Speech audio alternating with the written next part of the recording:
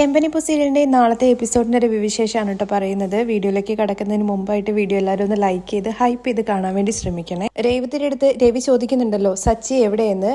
രേവതിയാണെങ്കിൽ മടിച്ചു നിൽക്കുമ്പോ ചന്ദ്രമതി പുറകുന്ന് പറയുന്നുണ്ട് ജയിലിലാണെന്നുള്ള കാര്യം പറയാൻ വേണ്ടിട്ട് നീ എന്തിനാ രേവതി ഇങ്ങനെ മടിക്കുന്നത്. ഇത് കേട്ട രേവതിയാണെന്നുണ്ടെങ്കിൽ ഇവരിതിപ്പോ എങ്ങനെ അറിഞ്ഞു എന്ന മട്ടിലാണ് നോക്കുന്നത്. ഇത് രേവതി ഭയങ്കര അഭിമാനിക്കുന്ന ഒരു കാര്യമല്ലേ. സച്ചി എന്താ ആദ്യമായിട്ടാണോ ജയിലിൽ പോയിട്ട് വരുന്നതെന്നൊക്കെ ചോദിച്ചിട്ട് പരിഹസിക്കുകയാണ് കേട്ടോ ചന്ദ്ര. അതിന് കൂട്ടുപിടിച്ചു സുധിയും പറയുന്നുണ്ട് നമ്മള് ഇതിനെ കുറിച്ച് അറിഞ്ഞിട്ടില്ലായിരുന്നെങ്കിൽ ഒരുപക്ഷെ ഇതുപോലെ എന്തെങ്കിലും കള്ളൊക്കെ പറഞ്ഞിട്ട് അവള് മെയിൻറ്റെയിൻ ചെയ്ത് പോയേനെ. ഞങ്ങൾ ഈ സത്യങ്ങള് എങ്ങനെ അറിഞ്ഞെന്നുള്ള കാര്യം നിനക്കറിയോ. വർഷയുടെ അമ്മ മഹിമ ഇവിടെ വന്നിട്ട് എന്റെ അടുത്ത് സത്യങ്ങളെല്ലാം പറഞ്ഞതാണെന്ന് ചന്ദ്ര അങ്ങ് പറയുവാണ്. ഇവിടെ വന്ന് കാര്യങ്ങൾ അറിയിച്ചു എന്നുള്ള കാര്യം അറിയുമ്പോ തന്നെ ശ്രീകാന്ത് വർഷയെ ഒരു നോട്ടം നോക്കുന്നുണ്ട്. അത് പോരാത്തതിന് ഇവളാണെന്നുണ്ടെങ്കിൽ വർഷയുടെ അടുത്ത് സച്ചിയെ പുറത്തെടുക്കാൻ വേണ്ടിയിട്ട് ഹെൽപ്പ് ചോദിച്ചു. അങ്ങനെയല്ലേ വർഷ എന്നുള്ള കാര്യം ചോദിക്കുമ്പോ അത് ആന്റി ഹെൽപ്പ് ചോദിച്ചു അത്രേ ഉള്ളൂ. നീ എന്തിനാണ് വർഷയെ ഇവൾക്കൊക്കെ ഹെൽപ്പ് ചെയ്യാൻ വേണ്ടി പോകുന്നത്. നമ്മൾ എന്തിനാ വർഷയെ അവന്റെ കാര്യമൊക്കെ പോയി പറഞ്ഞിട്ട് മറ്റുള്ളവരുടെ മുമ്പിൽ നാണം കിടാൻ വേണ്ടി പോകുന്നതെന്നൊക്കെ ചന്ദ്ര വർഷയുടെ അടുത്ത് ചോദിക്കുന്നുണ്ട്.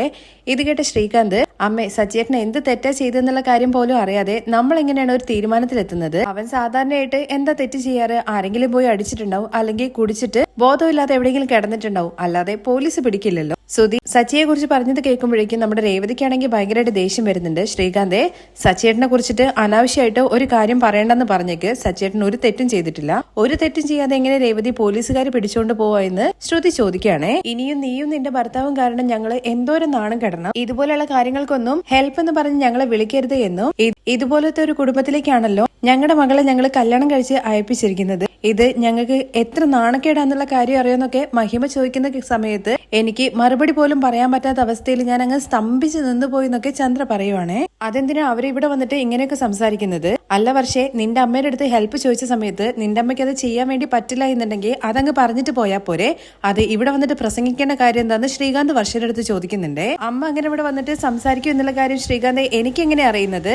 അവര് പറഞ്ഞതിൽ തെറ്റൊന്നും ഇല്ല എന്ന്. ഇപ്പൊ അവര് മാത്രമല്ല നാട് മുഴുവനും അവനെ നോക്കി പരിഹസിക്കാൻ വേണ്ടിയിട്ട് പോവുകയാണ്. ഇനി ഇവനൊക്കെ കാരണം നമ്മളെ കുടുംബം എന്തോരം നാണം കെടേണ്ടി വരും എന്നുള്ള കാര്യം അറിയില്ല എന്നൊക്കെ പറഞ്ഞ് ചന്ദ്രൻ ഇങ്ങനെ പ്രാഗിക്കൊണ്ടേയിരിക്കുകയാണ്. അതേസമയം രേവതി അച്ഛന്റെ അടുത്ത് പറയുന്നുണ്ട് അച്ഛ സച്ചേട്ടൻ ഒരു തെറ്റും ചെയ്തിട്ടില്ല എന്ന്. പിന്നെ എന്തിനാ അവനെ പോലീസുകാർ പിടിച്ചു വെച്ചിരിക്കുന്നതെന്ന് രവി ദേഷ്യത്തോടു കൂടി തന്നെയാണ് കേട്ടോ ചോദിക്കുന്നത്. അങ്ങനെ നടന്ന സംഭവങ്ങളൊക്കെ രവിയുടെ അടുത്ത് രേവതി പറയുന്നുണ്ട്. ഇത് കേട്ട് രവി ചോദിക്കുന്നത് അതിനു വേണ്ടിയിട്ട് ഇങ്ങനെയൊക്കെയാണോ ചെയ്യുന്നത്.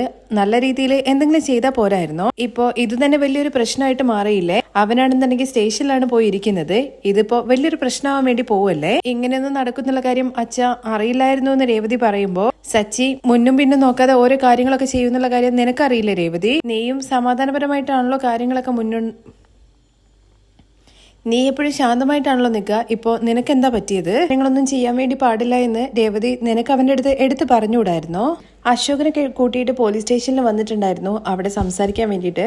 ആ സമയത്ത് നീ അവിടെ ഉണ്ടായിരുന്നില്ലല്ലോ രേവതി എന്ന് രവി ചോദിക്കുന്നുണ്ട്. അച്ഛ ഞാൻ പ്രിൻസിപ്പളിനെ പോയി കണ്ടിട്ട് ഡയറക്റ്റ് സംസാരിച്ചിട്ട് കാര്യം പറയാന്ന് വിചാരിച്ചതാണ്.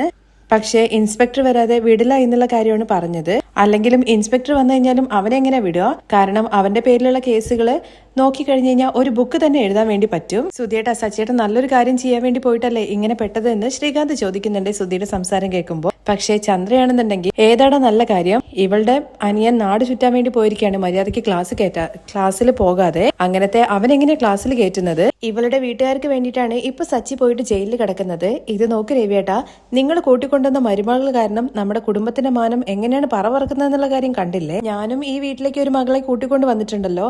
അവള് കാരണം ഈ വീട്ടിൽ എന്തെങ്കിലും ഒരു പ്രശ്നം ഉണ്ടായിട്ടുണ്ടോ. അവൾ തന്നെ സച്ചേട്ടനെ വിടുന്നുള്ള കാര്യമാണ് പോലീസ് സ്റ്റേഷനിൽ പറഞ്ഞത്. എന്തായാലും ഒരു ദിവസം അവിടെ കിടന്നല്ലേ പറ്റുള്ളൂ. പോയ മാനം ഒരിക്കലും തിരികെ വരില്ലല്ലോ. അത് മാത്രോ നിന്നെ ഈ വീട്ടിലേക്ക് കൂട്ടിക്കൊണ്ടുവന്ന കുറ്റത്തിന് ഇപ്പോ രവേട്ടനും ആ പോലീസ് സ്റ്റേഷനിൽ പോയിട്ട് കെഞ്ചി പറയേണ്ടി വന്നു. ഇങ്ങനെയാണ് പോകുന്നതെന്ന് വെച്ചാല് നീ ഒറ്റൊരുത്തി കാരണം ഈ കുടുംബത്തിലുള്ള എല്ലാവരും ജയിലിൽ പോകേണ്ടി വരും. രേവതി നീ ചെയ്തത് തെറ്റ് തന്നെയാണ്. സച്ചിയുടെ സ്വഭാവം നിനക്കറിയാലോ. അവൻ മുന്നും പിന്നും നോക്കാതെ ഓരോ കാര്യങ്ങൾ പോയി ചെയ്യും. നിന്റെ അനിയനെ പഠിക്കാൻ വേണ്ടിയിട്ട് ഇങ്ങനൊരു കാര്യം ചെയ്യേണ്ട ഒരു കാര്യം ഉണ്ടായിരുന്നില്ല.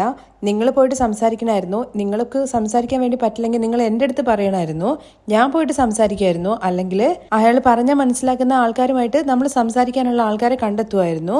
നിന്റെ കുടുംബത്തിനോട് എനിക്ക് സ്നേഹവും കരുതലും ഇല്ലാന്നാണോ നീ വിചാരിച്ചിരിക്കുന്നത്. അതുകൊണ്ട് എല്ലാ കാര്യവും നീ എൻ്റെ അടുത്ത് പറയാറുണ്ടല്ലോ. ഇതും എൻ്റെ അടുത്ത് പറയണമായിരുന്നു. സച്ചി ഇങ്ങനത്തെ കാര്യങ്ങൾ ചെയ്യുന്നത് പുതുതായിട്ടുള്ള ഒരു കാര്യമല്ല. പക്ഷെ നീ ഒരിക്കലും ഇതിന് കൂട്ടു നിൽക്കാൻ വേണ്ടി പാടില്ലായിരുന്നു രേവതി.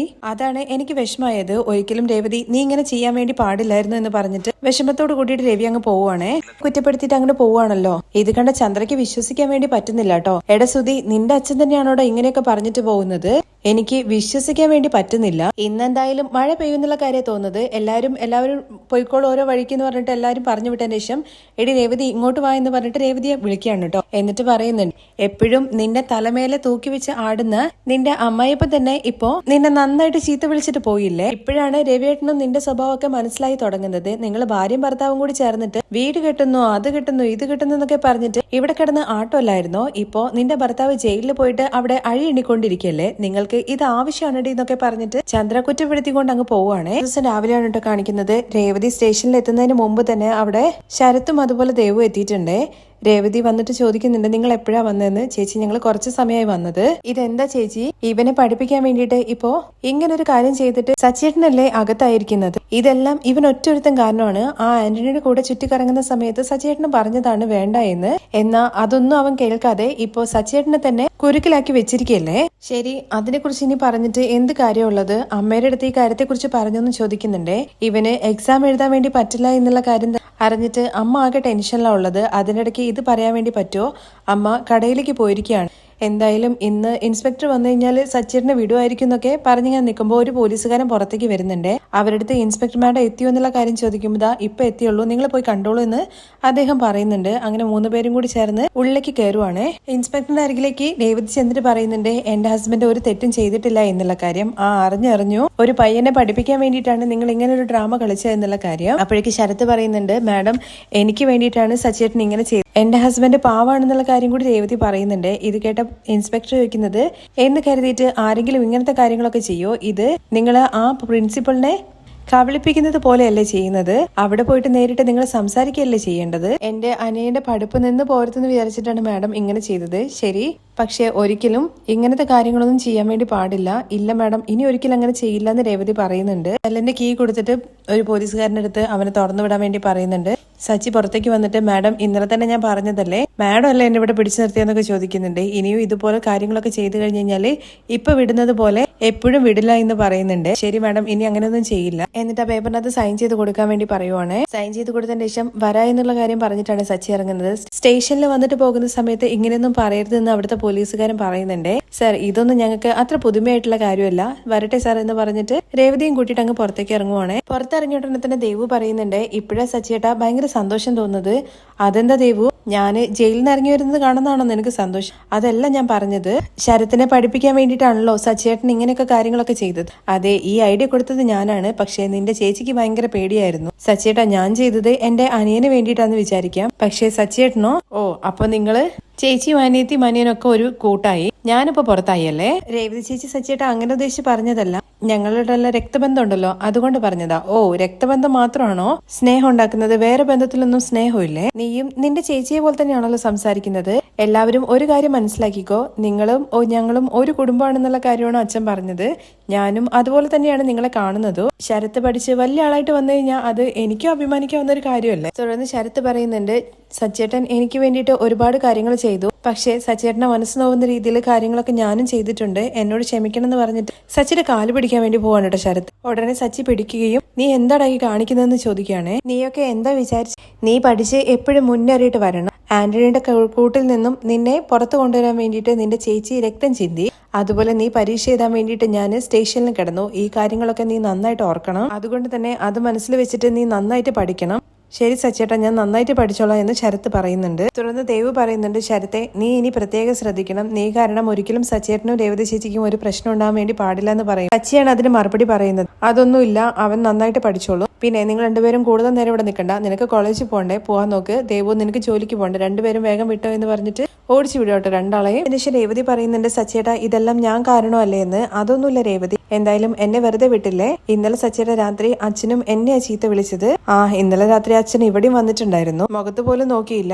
അച്ഛനപ്പോ ഒന്നും സംസാരിച്ചില്ലെന്ന് രേവതി ചോദിക്കുമ്പോൾ, ഇല്ല വാ നമുക്ക് നോക്കാം എന്താ സംഭവിക്കുക, എന്താ നടക്കാൻ വേണ്ടി പോകുന്നത് നോക്കാം എന്ന് പറഞ്ഞിട്ടാണ് അവിടുന്ന് ഇങ്ങനെ പോരുന്നത്. തുടർന്ന് വീട്ടിലെത്തുമ്പോഴേക്കും ചന്ദ്രയാണെന്നുണ്ടെങ്കിൽ പുറത്ത് വെള്ളമൊക്കെ തളിച്ച് കോലം വരയ്ക്കാൻ വേണ്ടി പോവുകയാണ്. ഇത് കണ്ടു വന്ന രേവതിയാണെന്നുണ്ടെങ്കിൽ, അമ്മ എന്തിനാ ഇതൊക്കെ ചെയ്യുന്നത്, ഞാൻ ചെയ്തോളാം എന്ന് പറഞ്ഞിട്ട് മേടിക്കുന്നുണ്ടേ. നീ രാവിലെ എങ്ങോട്ടാന്നുള്ള കാര്യം അറിയാതെ പോയതല്ലേ, പിന്നെ ഇവിടുത്തെ കാര്യങ്ങളൊക്കെ നടക്കണ്ടേ? ഞാൻ സച്ചേട്ടനെ കൂട്ടാൻ വേണ്ടി പോയതായിരുന്നു എന്ന് പറയണേ. പിന്നെ കൂട്ടിക്കൊണ്ടുവരാൻ വേണ്ടിയിട്ട് അവൻ സ്കൂളിൽ നിന്നല്ലേ വരുന്നത്, എന്തൊക്കെയാണെന്നുണ്ടെങ്കിലും ജയിലിൽ നിന്നല്ലേ, എത്ര വർഷമായി കഴിഞ്ഞു കഴിഞ്ഞാലും ഈ ജയിലിൽ പോക്കും സ്റ്റേഷൻ കയറി ഇറങ്ങുന്നതൊന്നും ഒരിക്കലും നിർത്തില്ല എന്നൊക്കെ പറയുന്നുണ്ട്. ഞാൻ ജയിലിലല്ല പോയത്, പോലീസ് സ്റ്റേഷനിലാണ് കിടന്നതെന്ന് സച്ചി പറയുമ്പോൾ പിന്നെ വലിയ പെരുമയല്ലേ. അപ്പോഴാണ് വാക്കിംഗ് കഴിഞ്ഞിട്ട് രവി അങ്ങോട്ടേക്ക് വരുന്നത്. ഉടനെ തന്നെ ചന്ദ്ര നല്ല കൊളുത്തി കൊടുക്കുന്നുണ്ട്. കണ്ടില്ലേ രവിയേട്ടാ, പോലീസ് സ്റ്റേഷനിൽ പോയിട്ട് സ്വയം റിലീസായിട്ട് വന്നിരിക്കുകയാണ്. അച്ഛ വന്ന ഉടനെ തന്നെ തുടങ്ങിയെന്നൊക്കെ സച്ചി ഇങ്ങനെ പറയുന്നുണ്ടെങ്കിലും രവി ഒന്നും മിണ്ടുന്നില്ല കേട്ടോ. അപ്പോഴേക്കും ശ്രുതിയും അതുപോലെ സുധിയും കൂടി പുറത്തേക്ക് വരുന്നുണ്ട്. ആന്റിയെ ഞങ്ങൾ അവിടെയൊക്കെ നോക്കി, എന്ത് ചെയ്യാനാണ്, ഞാൻ ഇവിടെയായിരുന്നു. അമ്മ ഇന്നൊരു ചായ പോലും കിട്ടിയില്ല എന്നുള്ള കാര്യം ശ്രുതി പറയുമ്പോൾ മഹാറാണി ഇതാ ഇവനെ ജയിലിൽ നിന്ന് ഇറക്കാൻ വേണ്ടിയിട്ട് പോയിരിക്കുകയായിരുന്നു. ഞാനമ്മേ കോലം വരച്ചിട്ട് ചായ ഉണ്ടാക്കിത്തരാ എന്ന് പറഞ്ഞിട്ട് കോലം വരയ്ക്കാൻ വേണ്ടിയിട്ട് നമ്മുടെ രേവതി പോകുമ്പോൾ കോലത്തിന്റെ മാവ് സച്ചി അങ്ങ് മേടിക്കുന്നുണ്ട്. എന്താടാ നീയാണോ കോലം വരയ്ക്കാൻ വേണ്ടി പോകുന്നതെന്ന് ശ്രുതി ചോദിക്കുന്നുണ്ട്. അവൻ തന്നെ പോലീസ് സ്റ്റേഷനിലാ വരുന്നത്, മൊത്തത്തില് അലങ്കോലായിട്ട്. ഞാനല്ലെങ്കിലും എന്തിനാ കോലിടാൻ വേണ്ടി പോകുന്നത്, നീയൊക്കെ തെളിഞ്ഞു നിൽക്കുന്ന ആളല്ലേ, നിന്റെ ഭാര്യയുടെ അടുത്ത് പോയിട്ട് കോലം വരയ്ക്കാൻ പറയടാ എന്ന് പറഞ്ഞിട്ട് ശ്രുതി കോലം ശ്രുതിക്ക് നേരെ നീട്ടുവാണ്. ഇവളെന്തിനാടാ ചെയ്യുന്നതെന്നുള്ള കാര്യം ശ്രുതി ചോദിക്കുന്നുണ്ട്. പിന്നെ എല്ലാ ജോലിയും രേവതി തന്നെ ചെയ്യണോ, അവളും എന്തോരെന്ന് വെച്ചിട്ടാ ചെയ്യുക. തുടർന്ന് ചന്ദ്ര വയ്ക്കുന്നുണ്ട്, എന്താടാ നീ വല്ല ബുദ്ധിശാലിയാണെന്നാണോ നിന്റെ വിചാരം? ഇവൻ ചെയ്ത തെറ്റ് മറയ്ക്കാൻ വേണ്ടിയിട്ട് വേറെ കാര്യങ്ങളിലേക്ക് ദിശ തിരിച്ചിടാൻ വേണ്ടിയിട്ട് ശ്രമിക്കുകയാണ്. കാരണം ഇവനാരും ചോദ്യം ചെയ്യാൻ വേണ്ടി പാടില്ലല്ലോ, അതിനു വേണ്ടിയിട്ടാണ് ഇങ്ങനെയൊക്കെ ചെയ്യുന്നത്. പിന്നെ അല്ലെങ്കിൽ ഇത് നിങ്ങൾ അതോടുകൂടി വിടല്ലോ എന്നൊക്കെ പെറുപെറുക്കുന്നുണ്ട് കേട്ടോ സച്ചി. അല്ലെങ്കിലും നിനക്ക് ഞങ്ങൾ നല്ലത് പറഞ്ഞു കഴിഞ്ഞാൽ നീ ആണെങ്കിൽ അത് കേൾക്കാനാണോ പോകുന്നതെന്നൊക്കെ ചന്ദ്രയും ചോദിക്കുന്നുണ്ട്. ഇവിടെ നിന്നിട്ടാണോ ഇങ്ങനത്തെ കാര്യങ്ങളൊക്കെ സംസാരിക്കുന്നത്, ഉള്ളിൽ കയറി പോടാ എന്ന് രവി പറയുന്നുണ്ട്. പക്ഷേ സച്ചിയുടെ അടുത്ത് സച്ചിയേട്ടൻ ഇവിടെ നിൽക്ക്, ഞാനിപ്പോൾ വരാം എന്ന് പറഞ്ഞിട്ട് രേവതി അങ്ങ് കയറി പോവാണേ.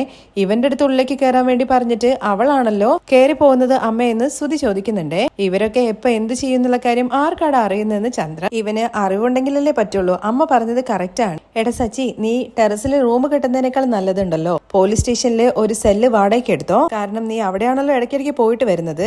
നീയൊക്കെ അല്ലെങ്കിൽ ഇങ്ങനെയൊക്കെ സംസാരിച്ചു എല്ലാം എന്റെ നേരാന്നൊക്കെ പറഞ്ഞ് സച്ചി അവിടെ നിൽക്കുമ്പോഴേക്കും രേവതി ആണെങ്കിൽ ആരതിയൊക്കെ എടുത്തിട്ട് വരുന്നുണ്ട് കേട്ടോ. സച്ചേട്ടൻ അങ്ങ് പുറത്ത് പോയി നിൽക്കുക പറഞ്ഞിട്ട് അങ്ങോട്ട് മാറ്റി നിർത്തുന്നുണ്ട്. എന്തിനാന്ന് ചോദിക്കുകയാണെങ്കിൽ സച്ചേട്ടൻ പോലീസ് സ്റ്റേഷനിലൊക്കെ പോയിട്ട് വന്നതല്ലേ, ഇവളുടെ കുടുംബക്കാരനാണ് ഇവൻ ജയിലിൽ പോയിട്ട് വരുന്നത്, എന്നിട്ട് ഇവള് തന്നെയാണോ ഇവന് ആരതിയൊക്കെ എടുക്കുന്നത്? എടാ എല്ലാവരും കൂടി ചേർന്നിട്ട് ഒരു കളി കളിക്കില്ലേ, അതിനെന്താടാ പറയാ, ഒളിമ്പിക്സ് അമ്മേ.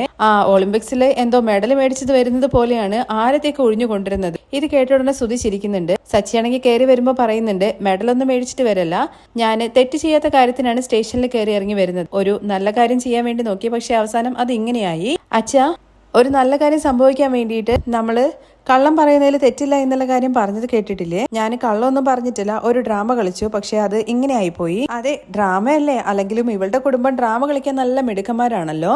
വന്ന് പാവത്തെ പോലെ അഭിനയിക്കും.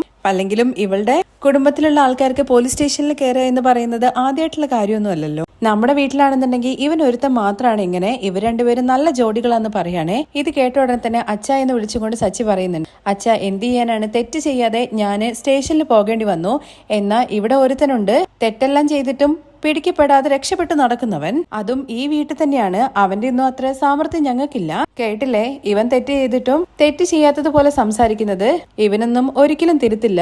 വാ ശ്രുതി നമുക്ക് പോയി ചായ ഉണ്ടാക്കാം എന്ന് പറഞ്ഞിട്ട് കൂട്ടിയിട്ട് പോവാൻ കേട്ടോ. അല്ലെങ്കിൽ അവിടെ നിന്ന് കഴിഞ്ഞ് കഴിഞ്ഞാൽ ഉറപ്പായാലും സച്ചിയുടെ വായിലിരിക്കുന്ന വാക്യം കൂടി കേൾക്കേണ്ടിയിരുന്നു വിചാരിച്ചിട്ടാണ് പോകുന്നത്. അത്രയൊക്കെ സംസാരം ഉണ്ടായിട്ടുണ്ടെങ്കിലും നമ്മുടെ രവി ആണെങ്കിൽ ഒരു അക്ഷരം പോലും വേണ്ടിയിട്ടില്ല കേട്ടോ. അവര് പോയതിന്റെ പുറകെ തന്നെ രവിയും കയറി പോകാൻ വേണ്ടി ശ്രമിക്കുന്നുണ്ട്. അപ്പോഴേക്കും അച്ഛ എന്ന് പറഞ്ഞിട്ട് സച്ചി വിളിക്കുന്നുണ്ട്.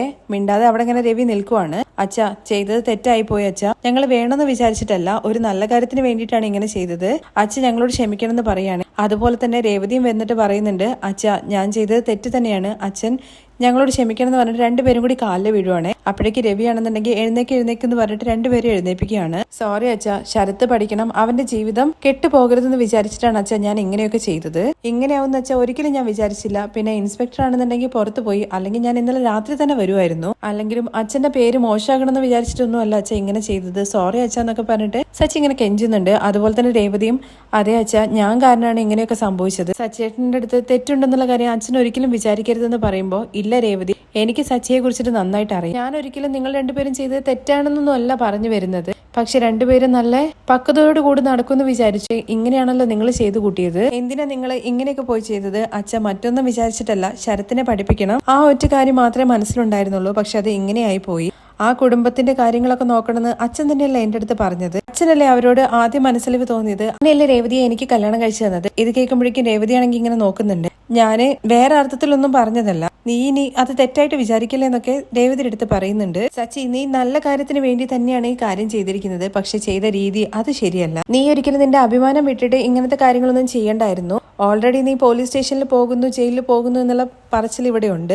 അത് തന്നെ വീണ്ടും കണ്ടിന്യൂ ചെയ്താൽ എങ്ങനെയാ ശരിയാവുന്നത്? ഏതൊരു കാര്യമാണെന്നുണ്ടെങ്കിലും നല്ല രീതി തന്നെ ചെയ്യണം. ഈ ഡ്രാമ, കള്ളം പറച്ചില് അതൊക്കെ ആ ഒരു തൽക്കാല നിമിഷത്തേക്ക് മാത്രമാണ്, ഒരിക്കലും നിലനിൽക്കില്ല. സത്യം മാത്രമേ ഉള്ളടാ എപ്പോഴും ജയിക്കുള്ളൂ. അതെ അച്ഛൻ കറക്റ്റ് ആയിട്ട് തന്നെയാ പറഞ്ഞത്. ഇന്നലെ രാത്രി മൊത്തം ഞാൻ സ്റ്റേഷനിലിരുന്ന് ഇതിനെ കുറിച്ചായിരുന്നു ചിന്തിച്ചത്. അത് വേ ഓഫ് ടോക്കിംഗ് ഒക്കെ വ്യത്യാസമുണ്ട് കേട്ടോ. നമ്മുടെ രവിയെ ഒന്ന് ചിരിപ്പിക്കാൻ വേണ്ടിയിട്ടാണ്. രവിയുടെ ആ നോട്ടം കാണുമ്പോൾ ഇല്ല അച്ഛൻ, ഞാൻ സത്യമായിട്ട് ആലോചിച്ചു, നീ ഒരുത്തൻ ഒന്ന് പോടാ അവിടുന്ന്, കുളിച്ചിട്ട് എന്തെങ്കിലും കഴിക്കാൻ വേണ്ടി നോക്കുക എന്ന് പറഞ്ഞു രവി ചിരിച്ചുകൊണ്ട് അങ്ങ് പോവുകയാണേ. ഇപ്പൊ കണ്ടില്ലേ, അച്ഛന് എന്റെ മേലുള്ള ദേഷ്യം പോയി. അല്ലെങ്കിലും അച്ഛൻ എന്നോട് മിണ്ടാതിരിക്കാൻ വേണ്ടി പറ്റില്ല രേവതി എന്നൊക്കെ പറയാണ് കേട്ടോ സച്ചിയേട്ടാ. ഇതെല്ലാം ഞാൻ ഒറ്റൊരുത്തി കാരണമല്ലേ സംഭവിച്ചത്. നീ രേവതി എല്ലാം കൂടി എടുത്തിട്ട് നിന്റെ തലയിൽ വെക്കൊന്നും വേണ്ട. ഇപ്പോ എല്ലാം ശരിയായില്ലേ, വാ നമുക്ക് ഉള്ളിലേക്ക് പോവാന്ന് പറയണേ. സച്ചിയേട്ടൻ പോയിട്ട് കുളിക്ക്, കോലം വരച്ചതിന് ശേഷം വരാ എന്ന് പറഞ്ഞിട്ട് രേവതി സച്ചിയെ അങ്ങ് പറഞ്ഞു വിടുവാണ്.